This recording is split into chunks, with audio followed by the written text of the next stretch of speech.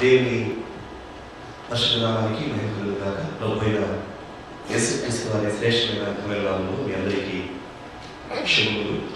మీ అందరికీ వందనాలండి. అందరికీ వందనాలండి. వేదిక మరి సంగీత బృందం వారికి మరి ఈ కార్యక్రమంలో ఈ ఆరాధనలో వాక్యాన్ని మీతో పంచుకునే అవకాశం కలిగేసిన మరి యునైటెడ్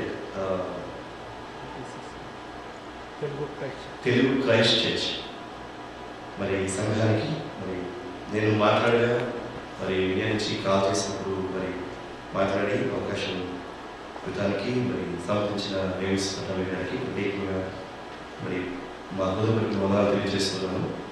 ఈ సమయంలో మరి ఎల్షడాయ్ మినిస్ట్రీస్ ఇండియా పక్షంగా మీ అందరికీ షోలు తీసుకువస్తున్నాను. గతించిన సంవత్సరం వచ్చినప్పుడు మీలో చాలామంది దేవుని పరిచయం ప్రేమించి ఈ పరిచయను ప్రోత్సహిస్తూ ఈ పరిచర్యకి కొంతమంది ఉదారంగా హృదయపూర్వకమైన కానుకలు విత్తారు. మీరు విత్తింది అక్షరాల తిరిగి మళ్ళా దేవుడు దాన్ని కోసేటట్టుగా అక్షయతగా మీరు విత్తారు.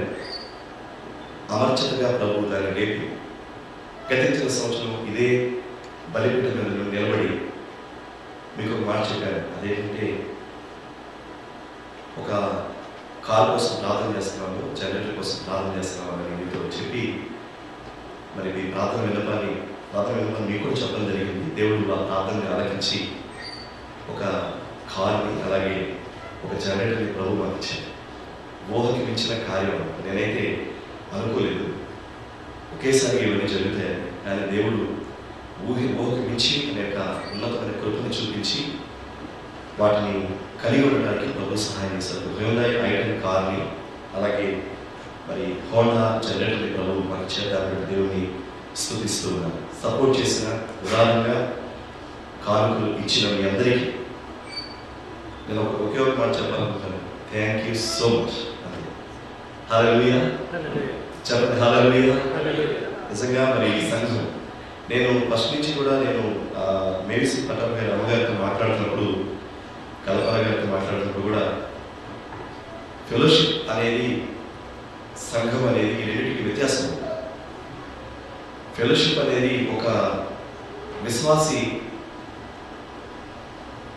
విశ్వాసిని దేవుని వాక్యం వద్దకు నడిపించగలదు. కానీ సంఘం విశ్వాసిని వాక్యంలో స్థిరపరిచి సంపూర్ణంగా దేవుని యొక్క మరి సంపూర్ణతని తెలియచేయడానికి సంఘం ఉపయోగపడుతుంది. నేను మరోసారి ఒక చిన్న సేవకుడిగా నేను మీకు మనం చేస్తున్నాను. ఇండియా నుంచి వచ్చే ముందు ప్రార్థన చేసినప్పుడు, భారతదేశం నుంచి వచ్చే ముందు ప్రార్థన చేసినప్పుడు ఈ సంఘం గురించి మరి ప్రభు ఇచ్చిన ఆలోచన ఏంటంటే ఈ సంఘంలో నుండి ముగ్గురిని దేవుడు పరిచర్యకి అనుకున్నారు. సంపూర్ణ సేవకుడు, పార్ట్ టైం సేవక, పార్ట్ టైం పరిచర్యకి కాదు, సంపూర్ణమైన సేవ చేయడానికి సంఘం నుంచి దేవుడు ముగ్గురిని 3 సంవత్సరాల నుంచి దేవుడు అనుకున్నాడు. ఎవరు ఎప్పుడు ఎలా లేచారో లేకపోతే ఎందుకు పరిచయం చేయలేదో నాకు తెలియదు. కానీ దేవుడు మాత్రం స్పష్టంగా చెప్పారు, ఈ సంఘం నుండి ముగ్గురిని దేవుడు తన పరిచర్యకి దేవుడు లేవనెత్తారు. ఎవరెవరు అనేది రోజు వస్తున్న మీకు లేకపోతే ఆరాధనలో పొందుతూ సంఘపరంగా మరి సంఘంగా ఉంటుంది మీలో చాలా మందికి తెలిసి ఉంటుందని అనుకుంటున్నాను. నాకైతే ఏమీ తెలియదు. నేను ఎప్పుడు అమ్మగారితో మాట్లాడినా లేకపోతే పాల్గారితో మాట్లాడినా కానీ సంఘం ఎలా ఉంది, పరిచయం ఎలా జరుగుతుంది, మేము వస్తున్నాము, ఏదైనా ఒక అవకాశం ఉంటే మేము వచ్చి వాక్యం చెప్పి వెళ్ళిపోతాం అని మాత్రమే నేను చెప్తాను తప్ప ఇక్కడ ఏం జరుగుతుందో నేను ఎప్పుడు కనుక్కోను. కానీ ఒక విషయం ఏంటంటే దేవుడి ముగ్గురు వ్యక్తుల్ని దేవుడు తన పరిచయం లేవనెత్తినప్పుడు మరి ఎవరిని దేవుడు వాడుతున్నారో, ఎవరిని దేవుడు నిలబెడుతున్నారో, ఇప్పుడే నిలబెట్టారో నాకు తెలియదు. శ్రీనివాసరావు గారు నడిపిస్తున్నప్పుడు ఒక మాట చెప్పారు. అదేంటంటే సియోను గురించి దేవుడు ఒక చక్కని మాట. ఈ సంవత్సరం దేవుడు ప్రతి సంవత్సరం మీ చేతుల్లో మేము వాగ్దానం స్టిక్కర్లు పెడతాం. ఈ సంవత్సరం దేవుడు మాకు ఇచ్చిన వాగ్దానం ఏంటంటే నీ దేశము వివాహితమగును అని ఒక వాగ్దానం ప్రభు మాకు ఇచ్చారు. ఈ స్టిక్కర్ నేను మీ అందరికీ ఇస్తాను. తెలుగులో, ఇంగ్లీష్లో కూడా అందుబాటులో ఉన్నాయి. ఇది దీని గురించి ప్రార్థన చేస్తున్నప్పుడు సియోను గురించి, సంఘాల గురించి ప్రభు చెప్తున్న మాట ఏంటంటే, యెషయా గ్రంథం 42వ అధ్యాయం 4వ వచనంలో, విడువబడిన దానివని ఇక మీదట నీ అనబడదు, పాడైనదని ఇకను నీ దేశం గురించి చెప్పబడదు, ఎఫ్సీబాని నీకును, బియోలా అని నీ భూమికి నేను పేర్లు పెడుతూ ఉన్నాను. యెహోవా నిన్ను గురించి ఆనందించున్నాడు, నీ దేశము వివాహితమగును అని దేవుడికి వాగ్దానం ఇచ్చాడు. నేను ఈ సంవత్సరం సంఘాల కొరకు కనిపెడుతున్నప్పుడు, సంఘ పరిచయం కొరకు కనిపెడుతున్నప్పుడు, సంఘము అనగా విశ్వాస సమాజం, విశ్వాసం యొక్క కూడిక. కాబట్టి ఆ సంఘం కొరకు కనిపెడుతున్నప్పుడు ప్రభు ఇచ్చిన వాగ్దానం నేను నమ్ముతున్నాను. దేవుడు ఈ వాగ్దానాన్ని మనందరి జీవితాలు కూడా సంపూర్ణము చేయనుగాక. ఆమేన్. చెప్పండి ఆమేన్. రాత్రికాల సమయంలో ఫిలదెల్ఫియాలో ఒక పెన్ బైబిల్ ఫెలోషిప్లో మాట్లాడడానికి ప్రభు అవకాశం ఇచ్చారు. ఆ ఫెలోషిప్లో మాట్లాడుతున్నప్పుడు ఒక సహోదరి ముందుకు వచ్చి ఆమె ప్రార్థన కొరకు కోరుకున్నప్పుడు నేను ప్రార్థన చేస్తుండగా సహోదరి కన్నీళ్లతో ప్రభు పాదం దగ్గరికి వచ్చాను. నేను ఎప్పుడు వాక్యానికి ముందు సంఘంతో చెప్తున్న విషయం ఏంటంటే, మన ప్రార్థనలన్నీ ఎప్పుడు 4 గోడల మధ్యలో ఉన్నట్టే ఉంటాయి. ప్రార్థన నలిగిపోతున్నట్లుగా 4 గోడల మధ్యలో ఉంటుంది. ఇది మన భాషలో పిడికిలి, బైబిల్ భాషలో గుప్పిలి. ఈ గుప్పిలి ఎలా ఉందో నీ ప్రార్థన అలా ఉంటుంది. మీరు ఎంత 4 గోడల మధ్యలో నలిగిపోతారో, ఎంత కన్నీరు కాలుస్తారు, ఎంత వేదనతో ఉంటారు, ఎంత నలిగి దేవుడితో ప్రార్థన చేస్తారో ఏ ఒక్కరికి తెలియదు. కానీ దాని ఫలితం ఎలా ఉంటుందంటే ఇలా ఓపెన్గా ఉంటుంది. దేవుడికి స్తోత్రం కలుగుతుంది. ఒకవేళ మీరు మరి ఇప్పుడిప్పుడే హెచ్వల్ మీద వచ్చి ఇంకా సరైన జాబులు రాకుండా, స్థిరపడలేకుండా, వివాహాలు కాని వాళ్ళు, వివాహాలు అయి పరిస్థితులు మరి వేరువేరుగా ఉన్నవాళ్ళు, ఈ సంవత్సరం అసలు భయపడాల్సిన పని లేదు. దేవుడు మనకి ప్రతి సంవత్సరం మనతో ఉన్నారు, ప్రతి దినం మనతో ఉన్నారు. అలాగే ఈ సంవత్సరం కూడా మీ జీవితంలో ఆయన మిమ్మల్ని, మీ దేశాన్ని హింసేగాను, మిమ్మల్ని యోలాగా దేవుడు చేయబోతున్నారు. ఏమీ అధైర్యపడాల్సిన లేదు. ధైర్యం తెచ్చుకుని దేవుని కొరకు నిలబడాల్సిందిగా ఒక దేవ సేవకుడిగా నేను మీకు మరీ మనం చేస్తున్నాను. నేను ఈ సమయంలో ప్రత్యేకంగా ఎక్కువ మాటలు మీకు చెప్పి వాక్యంలోకి వెళ్తాను. ఎందుకంటే నాకు ఇచ్చిన సమయం చాలా విలువైంది, 45 నిమిషాలు. నాకు ఇచ్చిన సమయంలో నేను ఇప్పటికే 5 నిమిషాలు మాట్లాడాను. నేను త్వరగా మాట్లాడడానికి ప్రయత్నం చేస్తాను. మరి గతించిన 300 సంవత్సరాల క్రితం నేను ఒక ఇంటిలో ఉన్నప్పుడు, మన తెలుగు వాళ్ళ గృహంలో ఉన్నప్పుడు, నేను వాళ్ళు భోజనం పెట్టాలని కొడుకున్నాను. ఆ రాత్రి వాళ్ళ ఇంటిలో నాకు ఆశ్రయం ఇచ్చాను. ఇప్పుడు మీ ఇళ్లలో మాకు ఆశ్రయం ఇస్తున్నారంటే ఎంత గొప్ప దీవెన. ఇది ఒక చరిత్ర, ఇది ఒక హిస్టరీ. ఒక్కొక్క సేవకులు, అలాంటి సేవకులు చాలామంది వస్తున్నారు అమెరికాకి.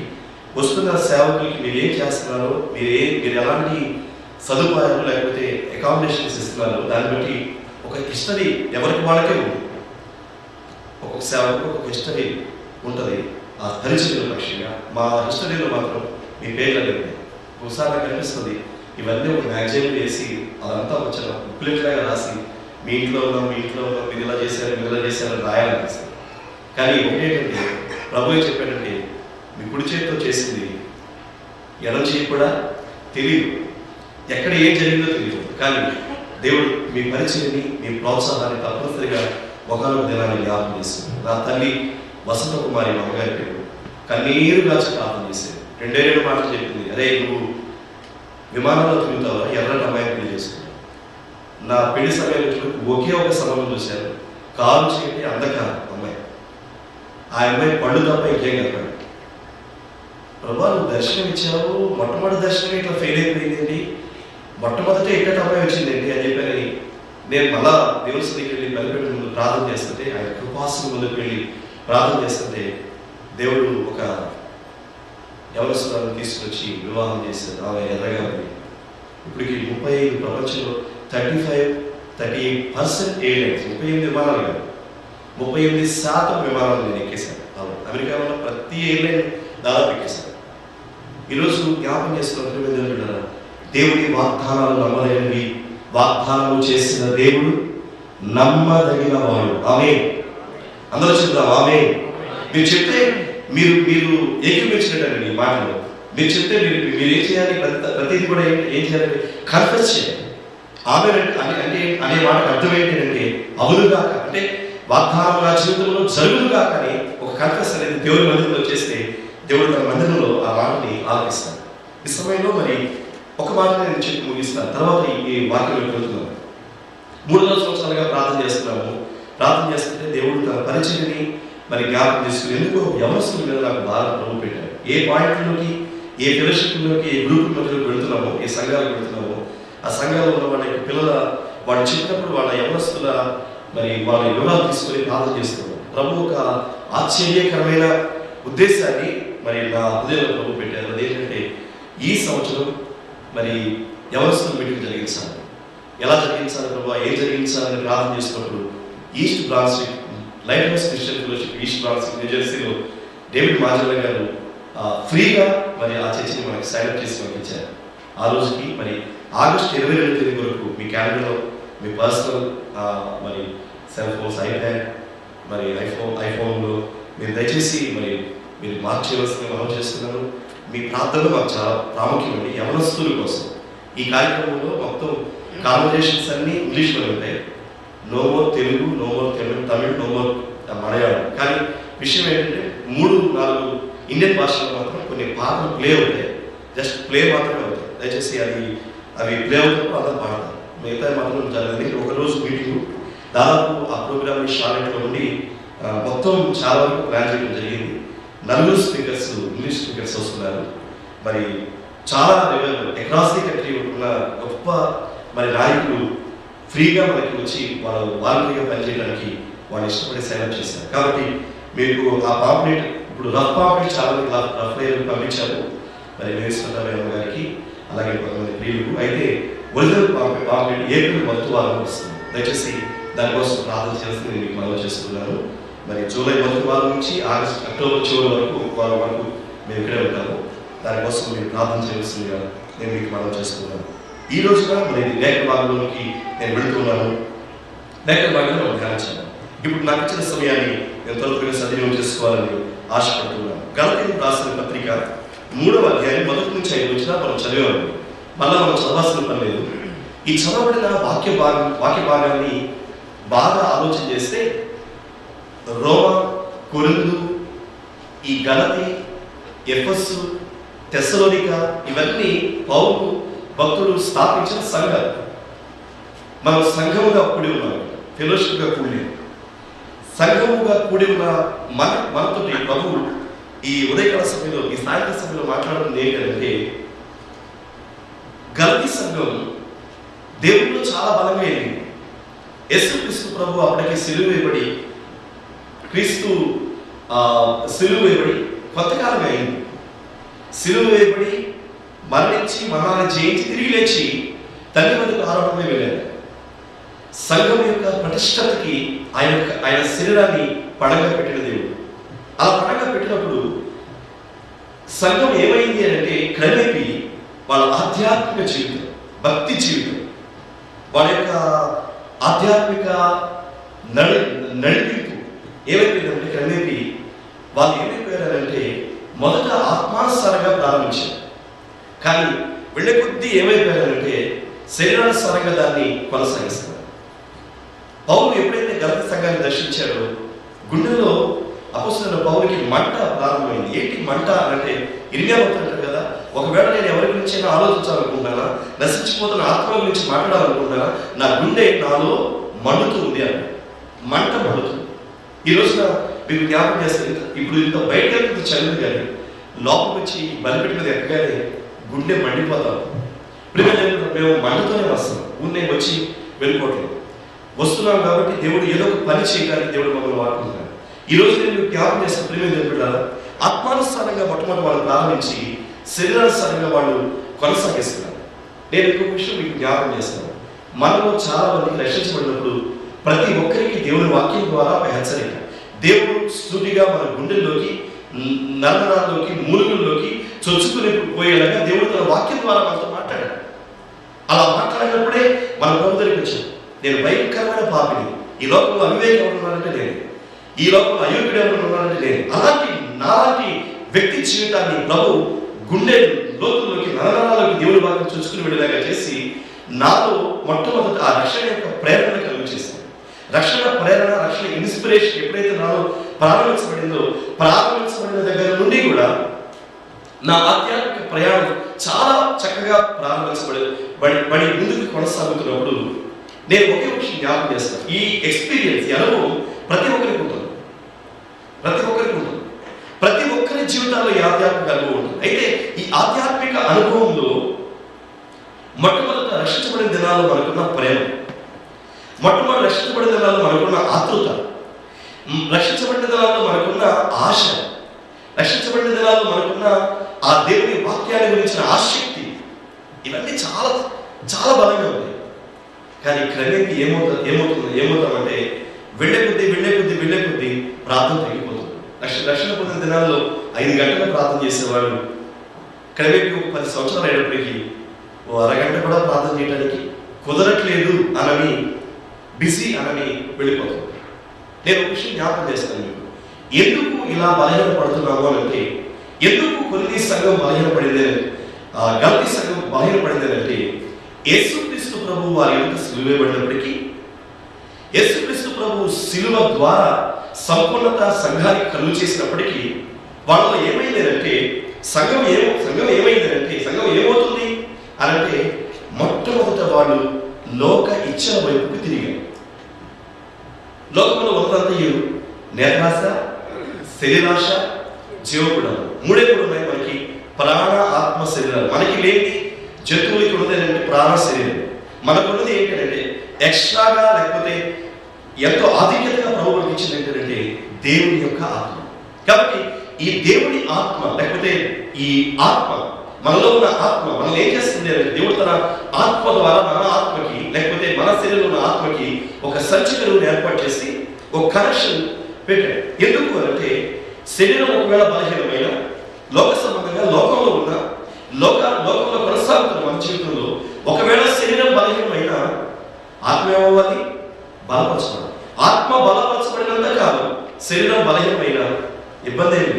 వాక్యంలో ఏమని రాస్తాడు అంటే శరీరం బలహీనమే కానీ ఆత్మ ఎప్పుడు సిద్ధమే అని అపోస్తలుడైన పౌలు అన్నాడు. ఈ రోజున సంఘము క్రీస్తు శరీరం అనబడిన సంఘము నానాటికి సన్నగిలిపోవడానికి, ఆసక్తి సన్నగిలిపోవడానికి గల కారణం ఏంటంటే ఆత్మానుసారమైన ప్రయాణంలో, ఈ స్పిరిచువల్ జర్నీలో మనం ఆత్మానుసారంగా ప్రారంభించాం కానీ శరీరానుసారంగా దాన్ని కొనసాగిస్తాం.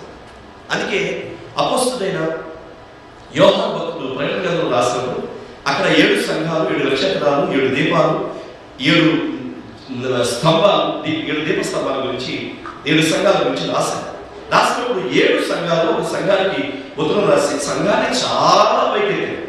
సంఘం చాలా ఆస్వాదకరంగా ఉంది, చాలా బాగుంది. కానీ వాళ్ళలో ఉన్న లోటుపాటు ఏంటంటే కేవలం వాళ్ళు ఏం చేస్తారంటే మొదటి ప్రేమను వాళ్ళు మర్చిపోయారు. ఏ ప్రేమ మర్చిపోయారు? మొదటి ప్రేమ అంటే ఏంటి? వెరీ ఫస్ట్ లవ్ అంటే ఏ ప్రేమ ఇది? మొదటి ప్రేమ అంటే ఏ ప్రేమ చెప్పాడు అంటే యేసుక్రీస్తుతో మనకున్న ప్రేమ, యేసుక్రీస్తు మనల్ని ప్రేమించిన ప్రేమ, మనల్ని దేవుని ప్రేమించిన ప్రేమ. కాబట్టి ఈ ప్రేమ ఏమైపోయిందంటే నిదానంగా ఏమైపోయిందంటే చాలా. నేను ఆ మధ్య హైదరాబాద్ వెళ్తే 80 సంవత్సరాల ఒక తాతగారు పెళ్లికి వచ్చి పెళ్లిలో భోజనం చేస్తూ ఉండగా వాళ్ళని చూస్తాం. 80 సంవత్సరాల తాతగారు మామగారికి ఎక్స్ట్రాగా తనకి ఏమైతే ఇష్టపడుతుందో తెలుసు కదా, భార్య భర్తలు కొన్ని ఇష్టపడతారు. మనం మామూలుగా మాట్లాడుకుంటాం, లైవ్ స్ట్రీమ్ ఏమి లేదు, రికార్డింగ్ మాత్రమే ఉంది. సో కాబట్టి దీంట్లో మార్పులు చేసుకోవచ్చు కాబట్టి మాట్లాడుతున్నాను. 80 సంవత్సరాల వయసులో కూడా ఇంకా తన యొక్క భార్యకి లేకపోతే తన యొక్క సహచర ధర్మచారి మరి ధర్మపత్ని అయిన తన భార్యకు తను కావాల్సినట్టు ఇస్తాను అయిపోయిన తర్వాత వచ్చి ఆయన ఖర్చు మర్చిపోతే ఇంతగా లేకపోతే హ్యాండ్ అవుట్ మర్చిపోతే ఆమె వచ్చి ఎవరిని ఖర్చు తీసుకుని ఇస్తుంటే నాకు అనిపించింది, వీళ్ళు 80 సంవత్సరాల నుంచి ఇలాగే ఉన్నారా? అంటే ఈ పెళ్ళైన నుంచి ఇలాగే ఉన్నారా? ప్రారంభం నుండి అదే నేను జ్ఞాపకం చేస్తున్నాను. ఏ రోజున ప్రభు మనం దర్శించాడు, ఏ రోజున ప్రభు మనం తాకాడు, ఏ రోజున దేవుని యొక్క వాక్యముని హెచ్చరించి పాపం నుంచి మళ్ళించిండు, దేవుని వైపు తిప్పిండు, దేవుని యొక్క సంఘములో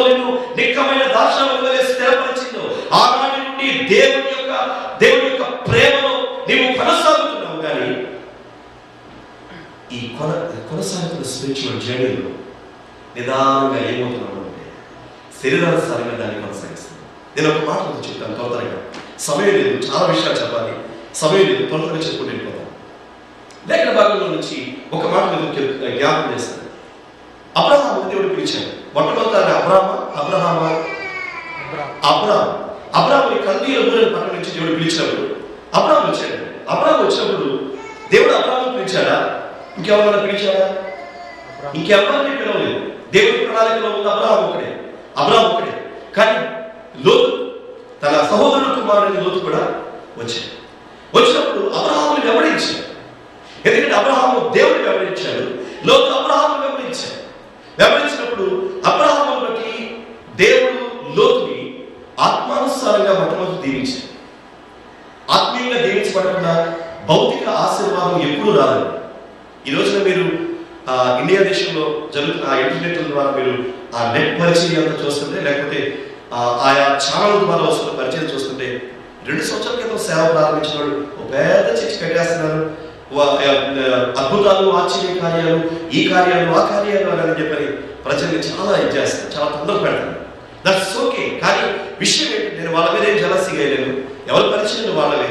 కానీ ఒక విషయం ఏంటంటే ఆత్మానుసారంగా మొట్టమొదటి ఒక వ్యక్తి దేవుని చేత సంధించబడి ఆత్మానుసారంగా కొనసాగితేనే భౌతిక సంఘ ఆశీర్వాదం స్థిరంగా నిలిచి ఉంటుంది. అందుకే గలతీ సంఘం ఓటిగా ఉంది, గలతీ సంఘం నిలబడలేదు. గలతీ సంఘం వారి యొక్క వ్యక్తిగతమైన బలిపీఠాలు, సంఘములో ఉన్న ప్రతి ఒక్కరూ ఒక్కొక్కరు కుటుంబం అలాగే వ్యక్తులు వాళ్ళ వ్యక్తిగతమైన బలిపీఠాలు కూలిపోయిన బలిపీఠాలు కూలిపోయి ఉండగా మేము నిలబడ్డాము అని వాళ్ళు అనుకుంటున్నారు. ప్రేమ జరుగుతారా? నేను జ్ఞాపకం చేస్తున్నాను, యెహోవాకు పరిచర్య చేయు యాజకులు ఎవరు అంటే we are all priesthood in his body. ఆయన సంఘములు మనం ఏమైనామంటే రాజులైన యాజక సంఘం. మనందరం అండి, మీరు నేను ప్రతి ఒక్కరు. కాబట్టి మనం ఏమై ఉన్నాము? రాజులైన యాజక సమూహమై ఉన్నాం. కాబట్టి మనం చేయాల్సింది ఏంటంటే యోవేలు గ్రంథం 2వ అధ్యాయం 17-18 వచ్చిన దయచేసి చూడండి. ఒకవేళ ఎవరైనా తెలుగులో నాకు సహాయం చేయాలంటే చేయండి. యోవేలు గ్రంథం 2వ అధ్యాయం 17-18 వచ్చిన ప్లీజ్ అని దయచేసి నాకు సహాయం చేయండి. ఎందుకంటే సమయం తీసుకుని మనం మిమ్మల్ని ఇబ్బంది పెట్టాలనుకుంటున్నాం. 2వ అధ్యాయం 17-18 వచ్చిన యోవేలు గ్రంథం Joel chapter 2 verse 17 and 18. అమ్మా చదవండి.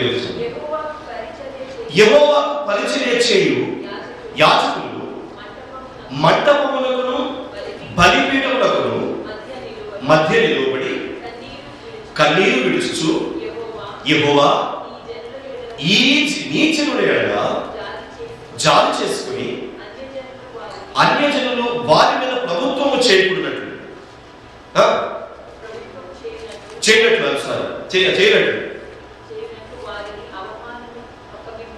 ప్రభుత్వం అన్యజనులు వారిని ప్రభుత్వం చేసినట్టు వారిని అవమానానికి అప్పగించొద్దు అని అంటున్నాను. నేను చెప్తున్నాను కదా, గలతీ సంఘంకి అపోస్తలుడైన పౌలు వచ్చినప్పుడు గుండె పగిలిపోయింది. కారణం ఏంటంటే ఈ సంఘములో ఉన్నవాళ్ళు, లేకపోతే గలతీ సంఘాన్ని అపోస్తలుడైన పౌలు ఎట్లా కట్టాడో అట్లా లేదు. ఎలా కట్టాడో అలా లేకపోతే అక్రమముగా ఉంటే, క్రమము తప్పి ఉంటే, శరీరానుసారంగా ఉంటే కట్టిన వ్యక్తికి ఎలా ఉంటుందండి?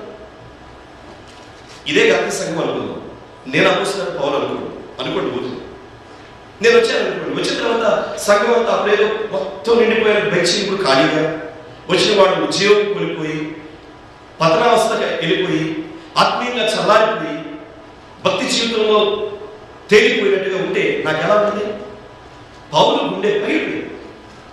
పౌలు ఎందుకు ఏర్పాటు చేశాడు? వాళ్ళని ఎలా ఏర్పాటు చేశాడనంటే బలిపీఠానికి మంటపానికి మధ్యలో నిలిచి దేవుడి సన్నిధిలో పరిచర్య చేయడానికి, ప్రార్థన చేయడానికి దేవుడు వాళ్ళని అపోస్తలుడైన పౌలు నిలబెట్టాడు. ఈ రోజు నన్ను దేవుడు నిలబెట్టాడు. లేకపోతే అన్యజనులు మా మీద ప్రభుత్వం చేస్తారు. అన్యజనులు మా మీద ప్రభుత్వం చేయడానికి గల కారణం ఏంటో తెలుసా? నేను ఈ మధ్య చాలా చోట్ల చెప్పాను ఆంధ్రప్రదేశ్లో. అన్యజనులు మా మీద ప్రభుత్వం చేయడానికి గల కారణం ఏంటంటే దేవుడు మనకి ఇచ్చిన పనిని వదిలిపెట్టేస్తాం. మనం క్రైస్తవులుగా బలిపీఠానికి మంటపానికి మధ్యలో మనం నిలవాలి. నేను చేతులు జోడించి ప్రియులందరికీ మనం చేస్తున్నాను, తల్లిదండ్రులు లేని వాళ్ళందరికీ మనం చేస్తున్నాను. అదేంటంటే మీ పిల్లలు 8 సంవత్సరాలప్పుడు 10 సంవత్సరాలప్పుడు యవనస్తులుగా వచ్చేసినప్పుడు మీరు కంగారు పడతాం కాదు. ప్రారంభం నుండే వాళ్ళ మీద మీరు గురి పెట్టుకొని ప్రార్థన చేయాలి. 8 సంవత్సరాల వరకు జన్మ భావం, 5 సంవత్సరాలు 8 + 5 సంవత్సరాలు 13 సంవత్సరాల వరకు కర్మ భావం పిల్లలను వెంటాడుతూనే ఉంటాయి. ఈ రెండింటిలో నుంచి 13 సంవత్సరాల లోపే మీ పిల్లలు సాల్వేషన్ ఎక్స్పీరియన్స్ పొందకపోతే, వాస్తవమైన విషయం చెప్తున్నారు, మీరు చదువుకోండి కావాలంటే, ఆ జనరల్ విషయం కాదు, బిబ్లికల్గా చెప్తున్నారు. అలా పొందకపోతే, రక్షణ అనుభవాన్ని పొందకపోతే, ఆ తర్వాత మీరు ఏడ్చినా వాడు పొందరు. అందుకనే ఆ సమయం కూడా కావాలండి. నేను చేతుల జోడించి మనం చేస్తున్నాను. నేను అందరిలాగా నేను చెప్పి 2 మాటలు చెప్పి వెళ్ళిపో. నేను JS house India, JS house America, నేను మంచి మంచి బట్టలేసి రాగలను, నేను మంచి మంచి మాటలు చెప్పగలను. ఇది ప్రాముఖ్యం కాదు. నేను మీకు చెప్తున్నాను, ఈ అరగంట సమయంలో, 40 నిమిషాల సమయంలో నేను మిమ్మల్ని మార్చలేను. కానీ ఒక విషయం నేను జ్ఞాపకం చేస్తాను. మీ చేతులు జోడించి మీ కాళ్ళు పట్టుకున్నట్టు అనుకోండి. ఒక విధంగా చెప్పాలి, ఒక మాట చెప్తున్నాను, బలిపీఠానికి మంటపానికి మధ్యలో మీరు నిలబడాలి. అలా నిలబడితేనే ఆత్మానుసారంగా మీరు బలపరచబడతారు. నేను విషయం చెప్పిన, మన ఆత్మని ఎప్పుడూ ప్రభు బలహీనం పడనివ్వడు. నా లైఫ్లో అనేక సార్లు ఎక్స్పీరియన్స్ అలాంటి అనుభవాలు నా జీవితంలో ఎదురైంది. ఎన్నోసార్లు కృంగిపోయాను, ఎన్నోసార్లు బలహీన పడిపోయాను, ఎన్నోసార్లు ఓదార్పుకి దూరమైపోయాను. అలాంటి పరిస్థితుల్లో ప్రభువులను ఎప్పటికప్పుడు నాలో ఉన్న తన ఆత్మని ఎప్పటికప్పుడు ఆయన బలపరుస్తారని వచ్చాను. మిమ్మల్ని కూడా ఆయన బలపరుస్తాడు, మిమ్మల్ని ఆయన కూడా వదిలిపెట్టాడు. He'll never leave you nor forsake you. ఆయన ఎప్పుడు మనం వదిలిపెట్టాడు.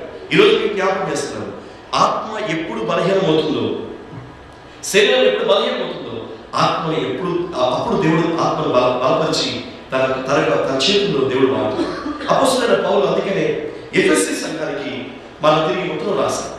ఈ మాటలన్నీ దృష్టిలో పెట్టుకొని కొరింథీ, గలతీ సంఘాల్లో ఉన్న బలహీనతలను, వాళ్ళు ఎదుర్కొంటున్న సమస్యలను జ్ఞాపకం చేసుకుని ఒక మాట రాశారు. అదేంటంటే, ఆత్మ అనే సంచికలో మనతో ఉంచిన దేవుడు ప్రతి దినం కూడా తన ఆత్మ మన మీదకి పంపించి, అంటే ఆత్మను మన మీదకి పంపించిన దేవుడు ప్రతిరోజు తన ఆత్మ ద్వారా మనకి అనుసంధానం చేస్తూ మనతో మాట్లాడుతున్నాడు. ఇప్పుడు ఈ రోజున మీరు ఎర్లీ మార్నింగ్ లేవగానే చాలా మంది ఉద్యోగాలు చేస్తూ ఉన్నారు, చాలా మంది ఇంటర్నెట్ లేకపోతే ఈ టెక్నాలజీ మీరు వాడుతున్నారు. ప్రతిరోజు మీరు ఏమవ్వాలి అని అంటే, లేవగానే మీరు ఏం చేయాలి, మీ ఉద్యోగాలు ఉన్నప్పుడు మీరు మీ సాఫ్ట్వేర్తో లేకపోతే మీకున్న అనుబంధ ఆ సాఫ్ట్వేర్తో మీరు కనెక్ట్ అవుతారు. ఎప్పుడు మీరు కనెక్ట్ అవుతారో, వన్స్ యూ కనెక్టెడ్, మీరు అంతా పని చేసుకోగలుగుతారు. ఇప్పుడు దేవుడు ఆత్మ కూడా అంతే, దేవుని ఆత్మ కూడా అంతే. దేవుని ఆత్మ అంటే వేరే మనం అనుకోవడానికి వీలు. ఈరోజు నేను మీకు జ్ఞాపకం చేస్తాను, ప్రియమైన దేవుడులారా, రక్షించబడిన మీదట ఇదివరకు మీకు ఒకసారి జ్ఞాపకం చేశాను, మారు మనసు, పాప క్షమాపణ, బాప్తిస్మం తర్వాత ఒక వ్యక్తి పొందవలసిన ఇంకొక ఆ ఎక్స్పీరియన్స్ ఏంటి అంటే పరిశుద్ధాత్మ అనుభవం. ఎప్పుడైతే నువ్వు పరిశుద్ధాత్మ అనుభవాన్ని పొందుతావో, ఈ అనుభవం పొందిన తర్వాత ఆ అనుభవం నీతో కూడా నీ ఆత్మకి లంగరులాగా, ఆత్మకి సంచికలులాగా దేవుడు చేస్తాను. నేను ఎప్పుడు జ్ఞాపకం చేస్తాను, ఒక విశ్వాసి వాగ్దానాన్ని ఎత్తిపట్టి విశ్వాసం మీద కొనసాగినంత కాలం దేవుడు తన ఆత్మని వారికి లంగరుగా ఉంచి కనిపిస్తాడు. మీలో చాలా మంది, నేను ఒక రాత్రి ఒక సహోదరు దగ్గరికి వెళ్తే, మా అమ్మ నాన్న నాకు దూరం అయిపోయారండి, నా భర్త కూడా నాకు దూరం అయిపోయారు. నేను ఒకటి చెప్పాను, ఎవరు నీకు దూరమైనా ప్రభు నీకు మాత్రం దూరం కాదు. ఆయన నీతో. మనుషులు అమెరికా దేశంలో ఒంటరి వాళ్ళగా ఉంటున్నారు, నాదలాగా ఉంటున్నారు. చాలా నాకు తెలుసు, చాలా మంది ఉత్తరాలు రాస్తారు. నేను జ్ఞాపకం చేస్తాను, మీరు ఎప్పుడు అనాథలు కాదు. నేను మిమ్మల్ని విడుదలను, నేను మిమ్మల్ని అనాథలుగా ఎప్పుడు విడుదలు, నేను మీ కొరకు ఆదరణకర్తను పంపిస్తాను ప్రభు వాగ్దానం చేశాను. నేను జ్ఞాపకం చేస్తున్నాను, మీ కొరకు ఆదరణకర్తని ప్రభు పంపించాను. మన కొరకు పంపించిన ఆదరణకర్తని మనం రిసీవ్ చేస్తాం, నేను పొందుకోవాలి. నా స్నేహితుడు ఎప్పుడు అంటాడు, నువ్వు ఎప్పుడైనా నీకు ఏదైనా చెప్తే, నేను దేవుడి వాక్యం నీకు చెప్తే, దేవుడి వాక్యం చెప్పినప్పుడు సంఘంలో ఒకటి చేయాలి. నేను రిసీవ్ చేసుకున్నాను, నేను పొందుకోవాలి, నేను నమ్ముతున్నాను, I believe it, I receive it అని చెప్పాను. ఎప్పుడు వాక్యం నేను విన్నా, నేను నమ్ముతున్నాను, నేను దీన్ని పొందుకుంటున్నాను అని చెప్పాను. ఈరోజు నేను జ్ఞాపకం చేస్తాను, నీ ఆత్మ ఎప్పుడు బలహీనం కాదు. కుటుంబ పరిస్థితులు, ఆర్థిక పరిస్థితులు, సమస్యలు ఇవన్నీ మన జీవితంలో ఉన్నాయి. వీటన్నిటిలో కూడా దేవుడు మనకి జయం ఇవ్వడానికి సిద్ధంగా ఉన్నాడు. నేను మీకు జ్ఞాపకం చేస్తాను, ఆత్మ ఎప్పుడు, శరీరం ఎప్పుడు ఆత్మని బలహీనపరచడానికి ప్రయత్నం చేస్తాను. మీకు తెలుసా, నేత్రాశ, శరీరాశ, జీవగుణము మనలో ఉంటే నేత్రం ఆశించిందల్లా శరీరం చేయాలని ఆశిస్తుంది. ఈ రోజున మీకు చెప్తున్నారు, విజయవాడ, గుంటూరు, విశాఖపట్నం, హైదరాబాద్ పట్టణాల కంటే కూడా ఏదైనా ఒక సినిమాలో ఒక సినిమా యాక్టర్ హీరో హీరోయిన్ ఏదైనా కొత్త డ్రెస్ వేస్తే అవి పల్లెటూరుకి వచ్చేస్తాయి. పల్లెటూరులో 2 రోజులు ఉంటాయండి. మన రోజు కుదిరేపల్లి అనే ప్రాంతంలో సేవ ప్రారంభించాము. ప్రారంభించేటప్పుడు ఒక షర్ట్ కొందామని వేరే వాళ్ళకి వెళ్తే మీకు మహేష్ బాబు షర్ట్ కావాలని అడుగుతుంది. నేను మహేష్ బాబు షర్ట్ మాకెందుకండి, మాకు షర్ట్ కావాలంతే, ఒక వైట్ షర్ట్ చూపించాను. పాస్టర్ గారికి షర్ట్ వైట్ షర్ట్ కావాలని చెప్పినప్పుడు వాడు ఆ షర్ట్లని చిన్న చిన్న మడలి కేంద్రాల్లో వచ్చేస్తారు. కారణం ఏంటంటే ఈ రోజున ప్రపంచం అలాంటి పరిస్థితులు సీరియల్స్ మీద ప్రజలు అలవాటు పడిపోయారు. మనకు కూడా రొక్కు డొక్కు చాలా ఉంది. నేను తెలిసినవాడు, నాకు మీరేం చెప్పాల్సింది, రొక్కు డొక్కులు ఉన్నాయా? ఆ రొక్కు డొక్కుల ద్వారా మనం ఇప్పుడు మా టీవీ, ఈటీవీ, ఊటీవీ, హాటీవీ అన్ని ఇంట్లోనే వచ్చేసింది. ఇప్పుడు ఆ రొక్కులు డొక్కులు మనకి ఆటోమేటిక్గా ఉన్నాయి. ఒక ఆమె సీరియల్ చూస్తుంది 3:30కి, ఇప్పుడు ఆరాధన కదండి, విజయశ్రీ ఆరాధన, రావేసి ఆరాధన 8 గంటలకి 3:30. కానీ ఈ సమయంలోనే ఒక సీరియల్ వస్తే సీరియల్ కోసమైనా చర్చికి మారేసేవాడు చాలా మంది. ఏంటంటే ఆమె జీవితం అంటారు. ఒక ఆవిడ, మీకేం తెలుసు పాస్టర్ గారు, నా జీవితం. ఎస్ అవునమ్మా, ఆ సీరియల్ తీసిన డైరెక్టర్ నీ జీవితాన్ని పెట్టి తీశాడా? నీకేమన్నా చెప్పాడా? ఏం లేదు. శరీరాన్ని చంపుకునే పని ప్రజలు కావాలి. శరీరాన్ని చంపుకుని ఆత్మానుసారమైన జీవితాన్ని వదిలిపెట్టే పరిస్థితి ప్రజలు కాబట్టి ఈరోజు నేను మీకు జ్ఞాపకం చేస్తాను. యాక్షన్ రాలేదు, యాక్షన్ కూడుకోలేదు. ఆయన మందిరములు, ఆయన బలిపీఠం ఎదుట మనం సాగిలపడి ఆయన ఆలోచనకు వచ్చిన ప్రతి ఒక్కరూ కూడా ఈరోజు నేను మీకు జ్ఞాపకం చేసేది ఏంటంటే, నీ ఆత్మ, నీ శరీరం ఎప్పుడు ఆత్మను బలహీనపరచడానికి ప్రయత్నం చేస్తాను. బలహీనపడినప్పుడు మనకి దేవుడు ఒక ఆయుధం ఇచ్చాడు. దయచేసి ఎఫెసీ పత్రిక నాతో పాటు త్వరగా రండి. నేను ఈ మాటలు చెప్పి నా మాట త్వరగా ముగించడానికి ప్రయత్నం చేస్తాను. ఎఫెసీ పత్రిక 6వ అధ్యాయంలో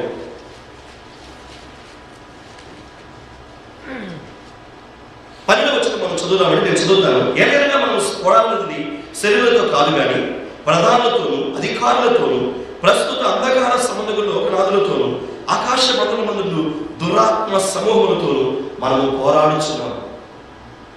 ఇన్ని పోరాటాలు మనలో కలుగుతున్నాయి. పోరాటం లేకుండా ఏం లేదు. మనం అనుకుంటాం కదా ప్రశాంతంగా అనుకుంటాం కదా, చాలా పోరాటాలు మనలో కలుగుతుంది. చాలా పోరాటాలు. ఈరోజు మీకు జ్ఞాపకం చేసిన ప్రియమైన దేవులారా,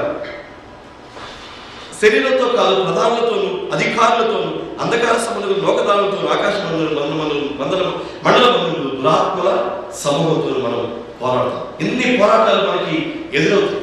ఈ పోరాటాలన్నింటిలో కూడా దేవుడు మన ఆత్మకి జయం ఇవ్వడానికి ఆయన ఆత్మను మనకి సంచితరువుగా దేవుడు ఉంచారు. అలాగే ఈ వాక్య భాగంలో మనం చూస్తే, అందుచేతను మీరు ఆపదినమును వారిని ఎదుర్చుటకు సమస్తము నెరవేర్చిన వారి నిలబడ్డకు శక్తిమంతులైనట్లు దేవుడిచ్చు సర్వాంగ కవచమును మీరు ఏం చేయాలి? ధరించుకోవాలి. సర్వాంగ కవచం అంటే ఏంటండి?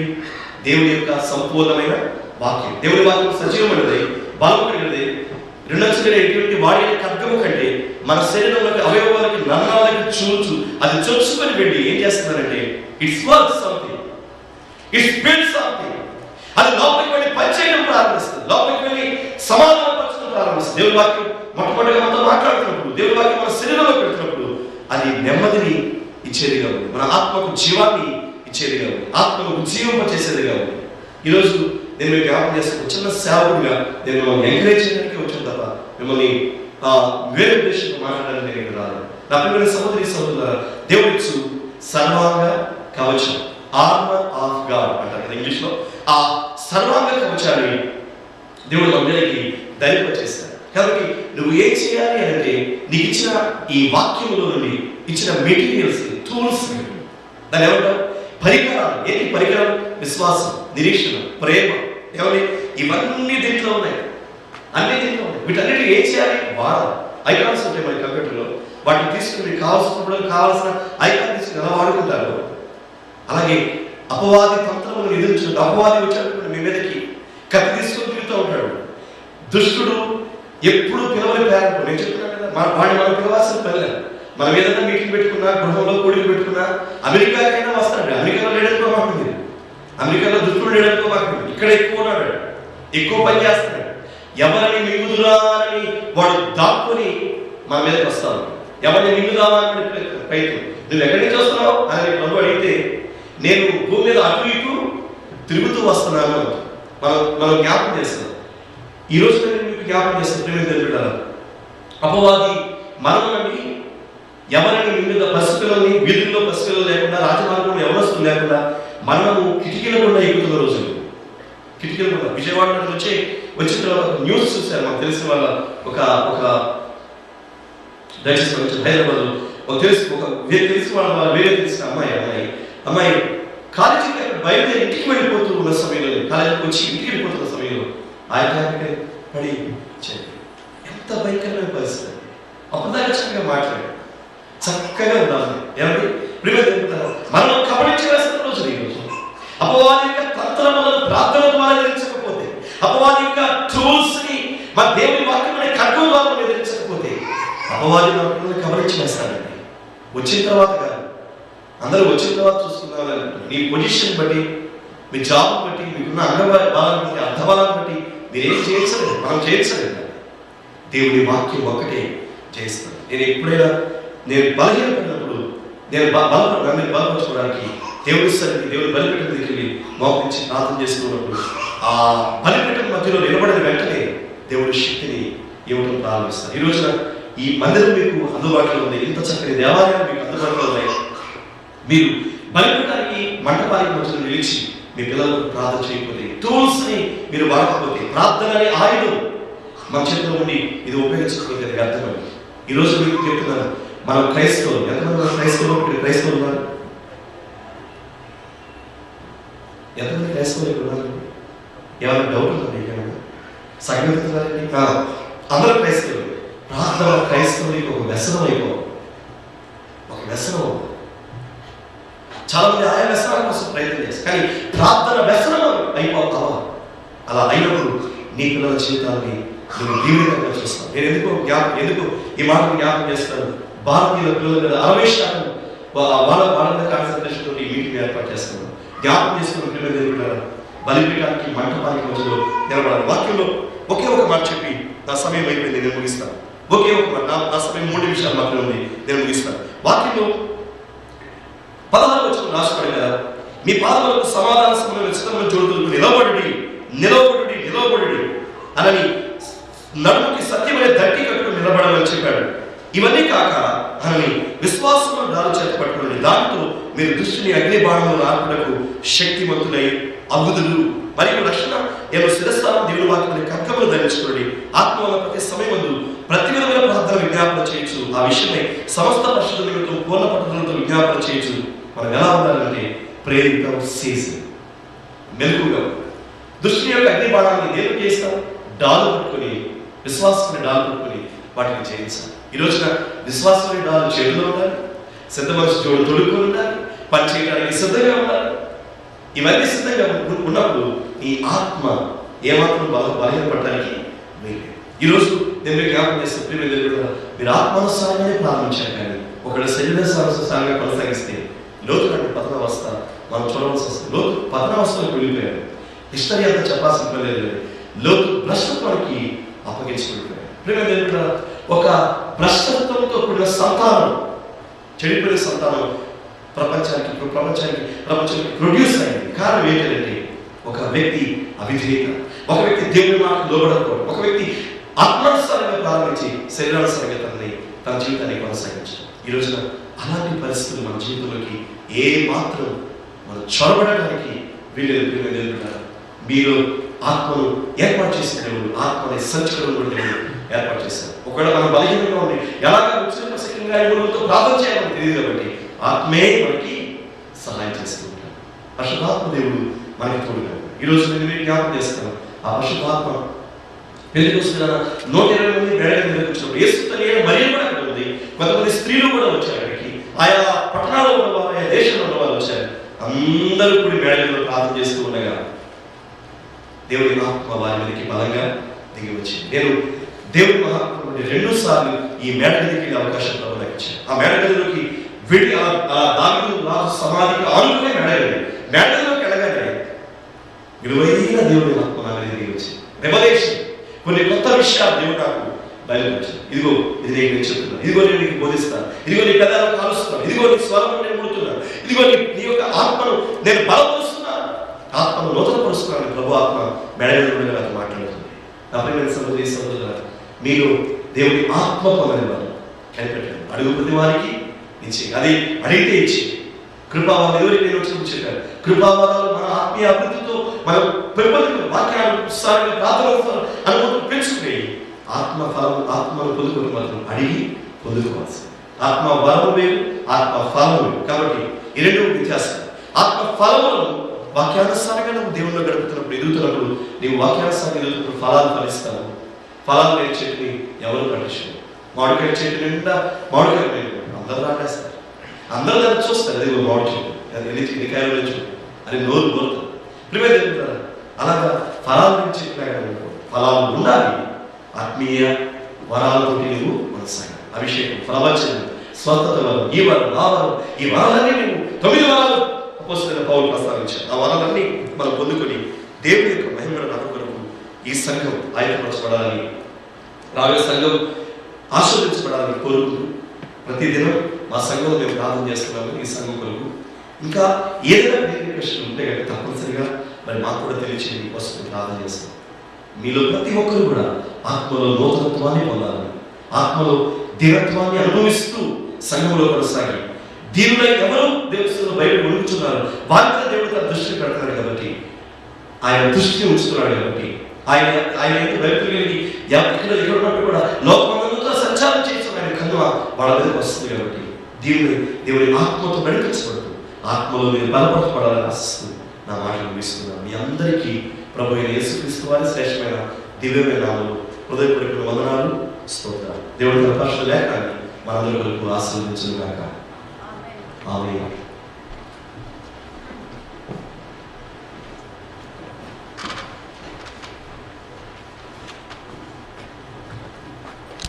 you